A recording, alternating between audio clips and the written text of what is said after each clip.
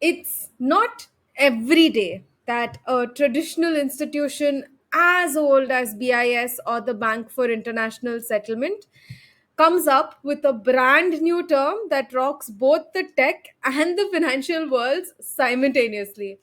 In fact, I may sound a little too unkind, but I really can't remember the last time that they did come up with something innovative. Well, maybe apart from the times that they came up with innovative ways to let us know that crypto is not an asset class because it's not backed by any government authority. I don't know.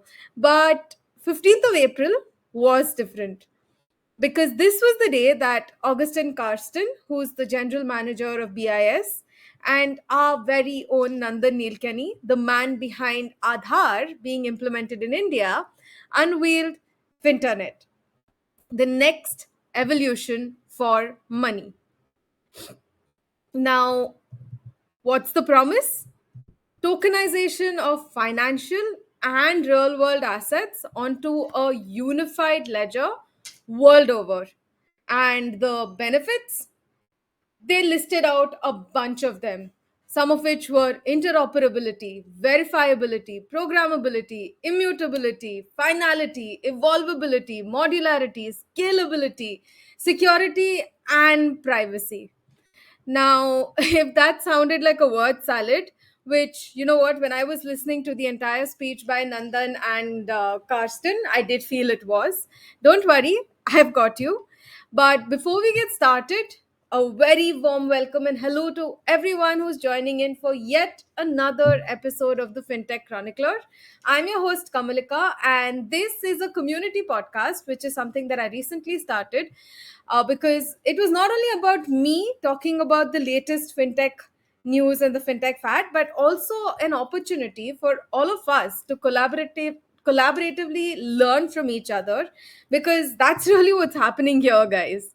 And today we're going to be talking about Finternet, a project which was just recently unveiled at the Peterson's Institution. And while we're talking about this entire concept, we will also cover the grounds about what is tokenization, what does it really mean. We'll take a sneak peek at Project Agora, yet another effort of BIS, which they're working with seven different nations to integrate and tokenize, dematerialize all of the central bank's ledger into one centralized, unified digital ledger. We'll understand some of the genesis and the need behind it, and then delve deeper into the architecture of internet as well, which they had unveiled in the paper that they'd put out, the concept note that they'd put out. And we'll also try to look at if there are alternatives that are, if this is such a big problem in the financial world, what are the other alternatives that are currently there in the fintech ecosystem, or in general the financial ecosystem. Also, before I get started, I want to let everyone know that this is a community podcast, like I mentioned. So anytime that you have any questions, or maybe even a differing opinion on what I'm talking about, please feel free to hit the hands raise button at the bottom right corner of your screen. I will pull you up on stage and we'll have like an amazing conversation where all of us will get to learn from each other. So with that said, let's get started into what is tokenization. And for this, I think let's go slightly back to understanding how trade and commerce has kind of evolved over time. Basically, a very quick run through of the history of money.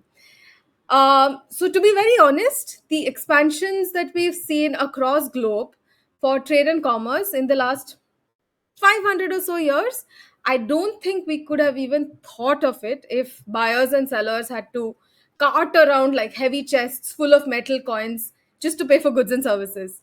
I think money in the form of entries on a ledger, and a ledger that's overseen by a trusted intermediary, has kind of opened the doors for new kinds of financial instruments to be built that has helped with reducing the geographical distances when it comes to transmitting money.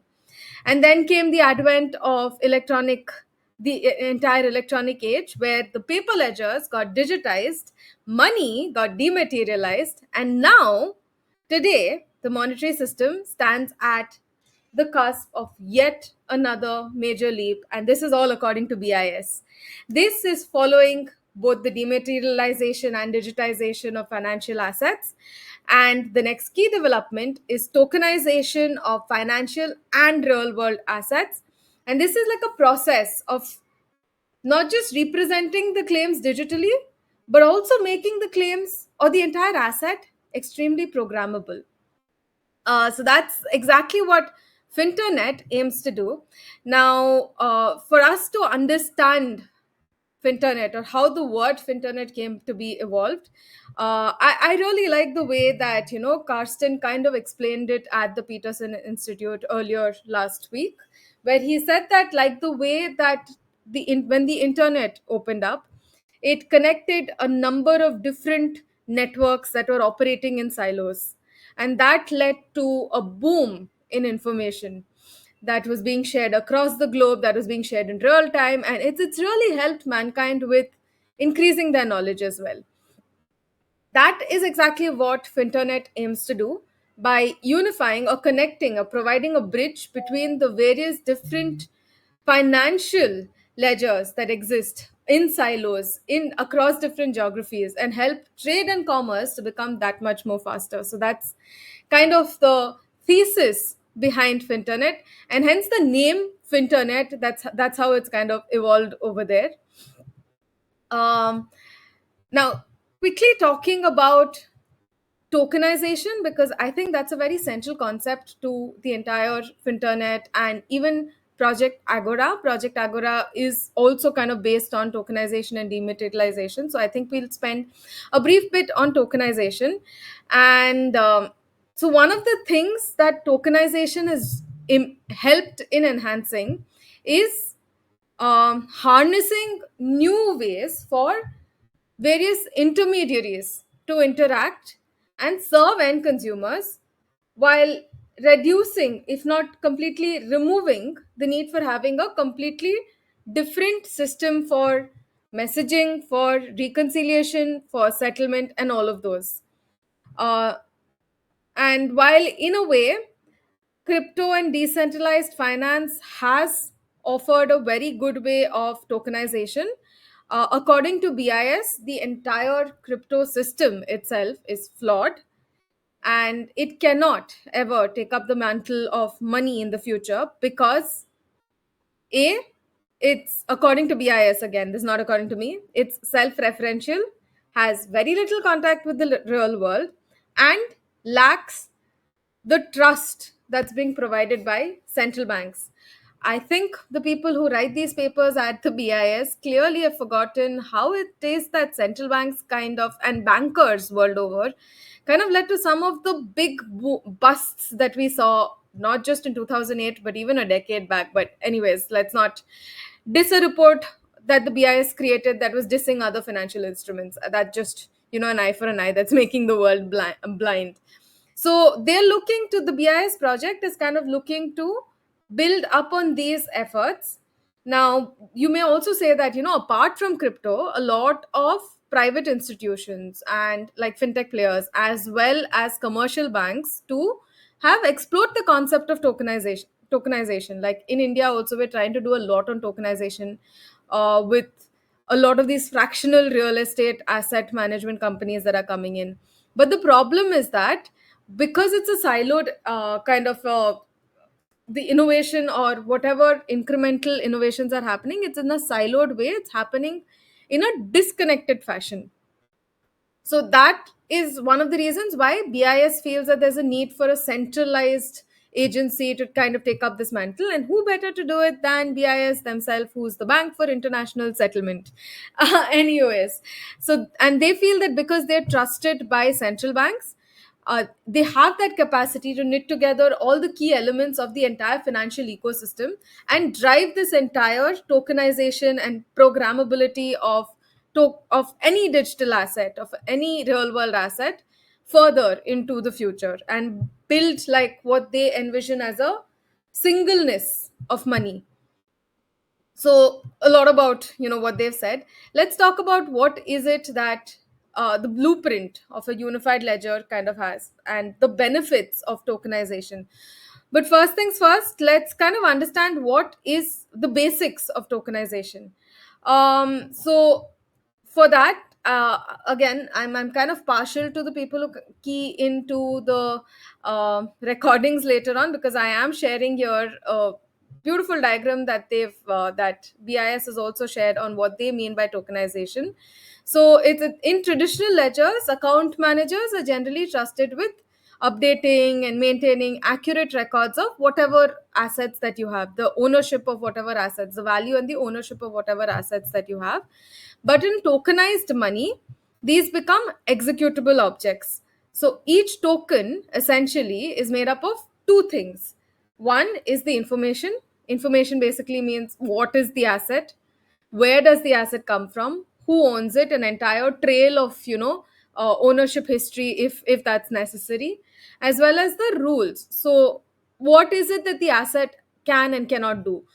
For example, I think one very good example that I can think of where tokens like this will come into handy is in case of um, so in India we have like a huge problem of unclaimed assets due to people passing away without having filled in a nominee detail in most of their financial assets that are there, be it their bank accounts, the stock statements, and stuff like that. Now, if there is somewhere an information about, okay, person X net worth in a token is worth X amount, and upon passing, according to his legal will, if he set one up, or the next of kith and kin is XYZ, then you have a smart contract that gets executed once his death certificate is kind of generated to pass on those assets to the next of kin or the nominee that's there. I think that will help us in reducing the entire unclaimed assets that are there in India. By the way, on this, if you guys want to learn a little bit more, there is this very interesting project by RBI also called Project Udgam on the entire concept of unclaimed assets. But I would not want to digress over there. Also, before I move on to the next part, I would want to say a very warm welcome to my dad, who's sitting there in the audience with all of you. Hi, Dad. I'm missing all of you a lot this week. I think running these live shows was a lot easier when I had all of you to support me at in my place at Mumbai. But I'm just glad that both of you reached home safely. But yes, getting back into what we were talking about, tokenization. So that's the basics of what a token has. All right, then let's move on to what the unified ledger is supposed to help us. Or no, wait, before that, I would want to talk about the process that tokens can be used to make entries into a ledger. Now this is still this is somewhere in between tokenization as well as the entries into ledger. So the process of recording claims on any asset, uh, it has two important capabilities. First is you are sending out the messaging, and the second is the reliance on the accountability, that this is actually the latest updated part of the token that's there. Also, the there's another part to it, which is the, how do I say it? It's the intelligent layer that is there, which is able to execute through smart contracts, or for the lack of a better term, an if else statement. So you basically have composability, contingency, and that makes tokenization able to achieve a lot more than what traditional ledgers are able to do. Um, a way of how that is done is, let's say that we have a traditional real world system where you have some asset that's locked into some sort of a digitized a ledger that's out there. Now all of the information, assuming that it's verified by an authentic source, all of this information is then transferred on ramp. On ramp is basically yet another agency that kind of verifies this information, the source of this information, and then adds on top of that the rules for the tokens before writing it or committing it into a programmable platform. This programmable platform is what acts as your ledger now. So every time that any let's say that if I want to transfer my mutual fund holdings from my account into my dad's account, and every time I execute that rule over there, it will first check if yes, the accounts or the stock statements that Kamalika claims to have, does she really have ownership over them? Yes or no? The amount that she wants to transfer, does she have that ability, that she have that amount first of all in her ledger? Yes or no? And two, is she allowed to, for whatever reasons, there may be a lot of these anti money laundering checks and all of that that are there in place, so is she allowed to transfer this for whatever purpose that she is to her father? So once all of those checks and balances take place, imagine if, say, giving the Indian context over here, let's say that my demat account was on the CDSL system, but my dad's demat account was residing on the NSDL system. Now this transfer would have meant that two different ledgers have to talk to each other, and then the asset transfer has to take place over there. Now with an entirely centralized ledger that's there, the need for someone else to sit in between CDSL and NSDL and then do that communication and that verification process at each ends of the spectrum, that kind of is done away with this one centralized ledger that's there. And all of the verification, all of the AML and fraud detection that's needed gets done in one place itself. So the transfer, because it's reducing the number of middlemen that's there over there, the transfer kind of happens a lot faster. And this is exactly what kind of internet aims to do over there. But before we get into that, I think I would want to spend a little, before we get into the entire architecture of internet, rather, I would want to spend a little bit time on understanding the vision behind Finternet. All right, let's get started with the vision behind Finternet. Uh, One of the big problems that a lot of people noticed is that, especially when it comes to cross border payments or any cross border commerce for that matter, it becomes regulatory wise also, as well as commercially also, it becomes a very expensive process and time consuming process. uh, First, because the assets that the two countries manage, one, they don't talk to each other. The agencies that manage don't talk to each other. The rules of the systems also sometimes vary, like the accounting system in one country may be slightly different from the accounting system in another country. So those translations, as well as, and then you have the entire geopolitical thing that comes into play as well. So all of those, for it to happen, and the fact that they happen across different silos, and you have like a separate messaging system and a separate reconciliation system and all of that, it makes it a very cumbersome process for a lot of people. So a unified ledger ends up being like a common venue. And when I say venue, I'm actually talking about a programmable platform here, where digital forms of money and other financial assets coexist. And so while Carson and Nandan Nilekani were presenting the entire concept of Finternet, they kept mentioning that this is not going to be just one ledger and centralization of everything else.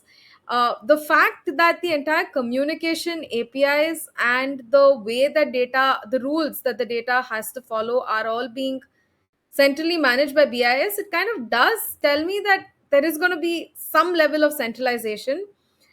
But they're saying that they're going to be using a lot of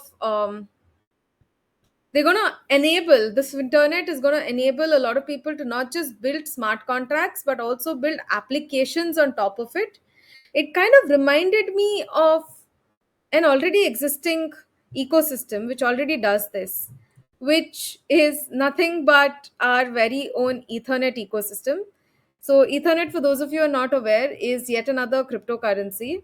And while it's, whenever we think of cryptocurrency, the one coin that comes to everyone's mind is Bitcoin. Ethereum is very different from Bitcoin, and I'm not just talking about the entire proof of work or proof of stake, but the entire genesis of Ethereum is that they want to be not the currency of the future, the currency of the internet, but they want to be a commercial platform for a decentralized internet. So that basically means that whatever you need to do commerce in a decentralized fashion, in a way that you are the owner of your own business, that's what Ethereum wants to provide for you. So they have like an entire chain that helps you to create decentralized applications, helps you to distribute it to other consumers, reward your consumers in either bitcoins or any other cryptocurrency, even Ethereum for that matter. If you have assets that you want to tokenize, it can either be digital assets, like something as simple as you maybe you were on a decentralized application, a gaming application, and you won some very exclusive skins or some levels or some badges that give you an added advantage in the level that you are playing at. You can create a token of that so that nobody else, and it's a non-fungible token, so nobody else has access to that except for you. And you keep earning on top of that as well, as you rent it, as you sell it to others and stuff like that, you keep earning on top of that as well. So Ethereum has kind of done all of these things that Finternet is aiming to do, but still I think we should give kudos to where kudos is, because any effort that is taken to even make two systems talk to each other, and two central banks financial systems talk to each other, I think it's a very huge project over there.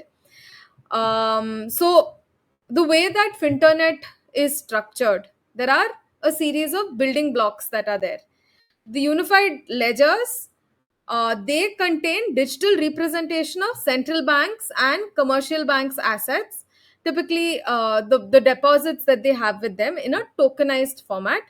And within a given ledger, different types of assets can also reside over there. So it's not just the bank deposits that you have over there, they can also have other, if suppose say they have a foreign currency holding of X amount over there, those also can be digitized and managed via tokens over there. Now, these ledgers also include any information that's necessary for their operation. For example, data that's required to ensure secure and legal transfer of money and assets, and real world information that's sourced from outside the ledger as well. Individuals and businesses that interact with these ledgers typically will do it with a third party application. And these applications could either be from the central banks themselves, like the case for, say, central bank digital currencies, or they can be individual banking apps or even third party apps like fintech apps that are out there as well. Uh, what else am I missing over there? Okay, let me take like a quick pause and see if everyone is there on the same page with me over here. Okay, so in principle, any financial asset can be tokenized over here, but here mostly they're talking about money, because they wanted to start off with money, at least because that's the most basic unit of account for any transaction to take place. And generally central bank currencies is the most common way of financial transactions as well. And the monetary system in the unified ledger would have, again, two tiers as well. The first tier would be for the central bank's money, and then the next tier would be for the money that's controlled by the commercial banks. Settlement of commercial banks accounts onto the central bank's balance sheet, which is also, huge cumbersome process, is also something that these tokenized or this unified ledger could help in speeding up the process of. And one more thing that was there was about uh, it's kind of, so to me this entire concept, at least in paper, sounded a lot similar to how wholesale CBDC is currently operating in India, because a lot of this is exactly what the CBDC or the e-rupee, the wholesale e-rupee is doing in India. But as I started reading this paper a little more, I figured that there was a slight nuance to this. Currently, most CBDCs, uh, so while, how do I put it? It's more like a burn to issue model that they're kind of using over here for the ledger to ledger transfers that's happening. So let's say that I have to settle X amount to a central bank. This transfer is first accomplished by first deleting or burning the tokenized deposits at the commercial bank's end, and then issuing or creating new tokens at the central bank's end. So this deletion creation of private tokens, so that's how they're doing it. I'm not exactly sure why, because to me, the deletion and creation and issuance of new tokens is a lot more energy consuming. But I think I would leave that up to the experts to kind of diss out over there. I'm just it just intuitively did not make sense to me, because after having read a lot about the way other digital or decentralized ledgers have been doing it, it just seemed counterintuitive that they would do that. I think personally one of the reasons why they've done it is nothing to do with the technological complexity of it all or anything, but simply because they wanted to make sure that this is in no way being associated with blockchain or crypto. And that's something that BIS has, by the way, been, for whatever reasons, I think they've always wanted to just be seen as something that's completely different or complete or a step better than crypto, if I may. uh, that said, they are cognizant of the fact that this entire tokenization effort has a lot of costs involved with it as well. On one side, the at least in the initial stages, they're going to have a lot of workflows that may which are currently manual. So digitizing that is definitely going to include a lot of effort over there to be put in. There's going to be a lot of complex legal and regulatory challenges that they'll have to come across. Like take residential real estate, for example. Now, although the gains from doing this successfully could be significant, at the end of the day, in Mumbai itself, we all are aware of land grabbing that happens, right? So it's not really very easy to establish that chain of ownership out there. So that's the, the good thing is, yes, they didn't say that it's very easy to do this. So they've split it. So the way that they and the way that Nandan kind of explained the entire Finternet rollout plan that they had envisioned is, they've split it into a spectrum of assets that they can tokenize. So on one side, the hard to tokenize ones, which they'll do not now but sometime, it's a dream project for them to do it sometime out into the future, is all of these fragmented fragmented assets that have a lot of manual processes and manual interventions that's needed, anything that has a very complex legal or regulatory framework. Whereas on the easy to tokenize side are things that already are slightly digitized or dematerialized, if not fully digitized and dematerialized, and have a very clear legal and regulatory framework. So which is why I think the entire paper was focusing so much on central bank and commercial banks interactions that are happening, or even the central bank to central bank communications that happen. uh, and some of most of the examples that they were talking about were also about this entire central bank to like a person from trying to communicate with their custodian, the custodian to the central bank, etc., etc. So that's kind of, some of the things that they were trying to talk about in the entire paper. Now, one of the advantages of a unified ledger that's there is, one, it's cutting down on the entire middleman that's out there. But another thing that they are promising out here is on the concept of giving users the control over whom they share their tokens or proof of tokens with. And here again, let's say that you want, for example, you want to share your bank statement or your asset holding statement with a banker in order for you to get a loan over there. So you can choose what all are the assets, what all are the statements that you want to expose. And this again reminded me very much of the entire account aggregator framework or the open finance framework that's there across the world implemented. I think in India we go one level above the open finance architecture that's there otherwise, which is we have the consent layer already baked in, which is not there in a lot of other places. But yes, Finternet 2 had a similar architecture over there. But that was about all that I had to say. To me, Finternet really is a lot about drawing inferences from existing architecture like Ethereum or even account aggregator and building up on top of that. While it's a very interesting thing to be doing it at a global scale, the way that BIS projected it to be the next realm of innovation in finance, I'm not entirely sold. All right, so that's been like a wrap of the entire session. And I will see you again next week where we will talk about some of the things that I think we can do a lot better with the entire account aggregator and open finance system in India, especially with reference to Project Udgam, which the RBI had run. So, if you'd like to stay tuned with that, then do check out my newsletter as well as my YouTube channel, and I will see you again next week. Bye, everyone.